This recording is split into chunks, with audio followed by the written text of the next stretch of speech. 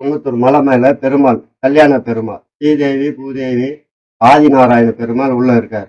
பதிவு இப்போ போட்டிருக்காங்க. பாதம் இருக்கு, பெருமாள் பாதம், ஜொன்னை இருக்கு.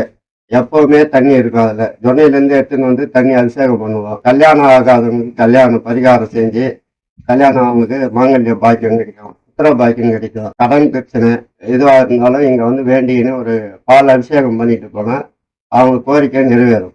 கல்யாணம் பெருமாள்ன்றதுனால இங்க வந்து மேல வந்து ஐயரு வச்சு கல்யாணம் பண்ணின்னு போவாங்க. ஒரு 30-40 கல்யாணம் ஆயிருக்கு. எல்லாரும் அவங்களுக்கும் குழந்தை பிறந்திருக்கு, இடம் போடுறாங்க. இங்க வந்து துலாபாரமும் இருக்கு. ராமானுஜர் அவர் சேவை பண்ண போறதுக்கு முன்னாடி பெருமாள் இந்த இடத்துல வந்து தங்குற மாதிரி இந்த இடத்துல இறங்கணும்னு பாதம் அடி இறங்கணும்னு அங்கிருந்து அப்படியே புறப்பட்டு போயிட்டார். அதனால இது வந்து இந்த இடத்துல பெருமாள் அவர் ஞாபகம் இங்க வந்து போனாரு. பெருமாள் பாதம் இருக்கு அன்றதுனால இங்க பெருமாள் சிலையை பிரதிஷ்டை பண்ணி சிலை இது பண்ணாங்க, கோயில் கட்டணுங்க.